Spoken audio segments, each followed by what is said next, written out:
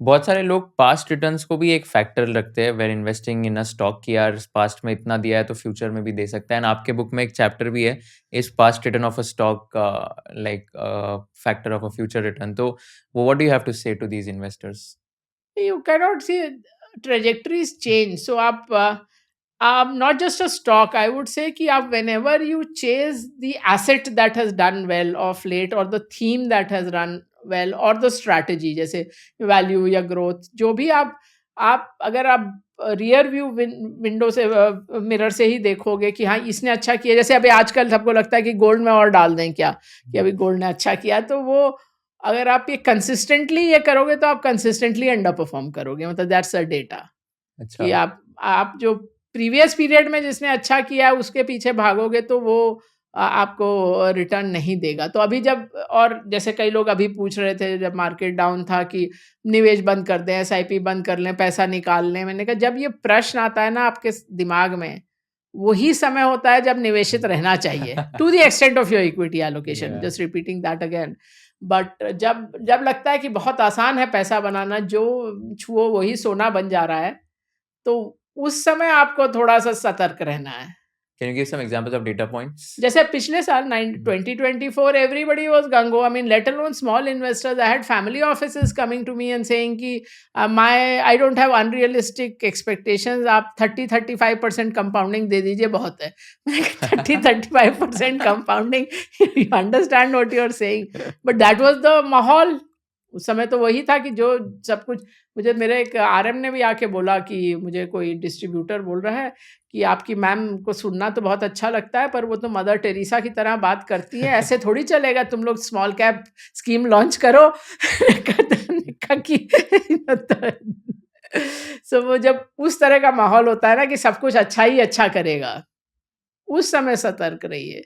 जब लगता है कि अरे, and this is again studies and not just studies in the US, in every country, मतलब पोर्चुगल में, ब्राजील में, यूएस में, कि when there is fear, anxiety, that is when you are asking this question कि invested रहें कि नहीं रहें, the next period returns are above average. When everybody is very optimistic, सब बढ़िया ही चल रहा है, the next period returns are below average.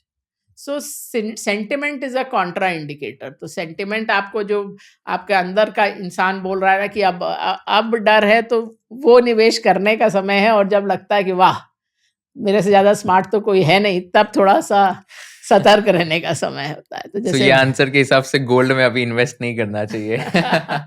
बहुत ही हाँ, बिकॉज रैली हो गया है। हाँ, लगता तो मुझे ऐसा है, मतलब एटलीस्ट, Yeah. एंड स्पेशली कई लोगों का वेटेज भी बहुत हो गया है, so you come back to a normal asset allocation to Yeah. Gold. या 5 to 10% should be fine, right? हाँ, that should be fine. Yeah, 25-30 is too much. Hmm, I know people have with 25-30% weightage also. And हाँ, कभी-कभी लगता है कि although they've made money, but I mean that's just a too overexposure is what I feel.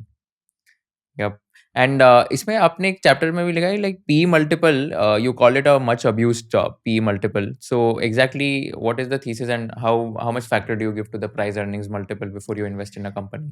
C price earning multiple is a kind of resultant number, and this is one of my favorite interview questions also, कि क्यों एक ही industry में अलग अलग companies का अलग अलग होता है, कि किसी का 20 टाइम है, किसी का 30 टाइम है, किसी का 40 टाइम है, ऐसा होता क्यों है? तो उसके मतलब 3 ड्राइवर्स हैं। एक तो growth, growth in earnings and cash flows. दूसरा इंक्रीमेंटल रिटर्न ऑन कैपिटल, और तीसरा cost of capital in the economy. So growth ज़्यादा होगा तो आपको पी ज़्यादा मिलेगा, आपका रिटर्न ऑन कैपिटल ज़्यादा होगा तो आपको मतलब ऑल पी ज़्यादा मिलेगा, कॉस्ट ऑफ कैपिटल बढ़ेगा तो पी ओवरऑल मार्केट का कम होगा। So that's a broad parameter, but you know it is not an exact calculation, but इसमें आप थोड़ा, आपको सोचने पे मजबूर करता है कि व्हाट एम आई एज्यूमिंग। अगर मुझे लगता है कि इस कंपनी का को 80 टाइम पी मिलना चाहिए, तो वो उसके लिए क्या इस कंपनी को रिजल्ट दिखाना पड़ेगा for that to be justified. So it's really an exercise of that sort. If you learned something new from this video, do share it with your friends and subscribe to this channel so that we can bring you the best content possible. Also, if you want to watch this entire episode, click on the link in the description box and you can go to Kushal Lodha YouTube channel and watch the entire podcast episode. Thank you so much for watching this and have an amazing day.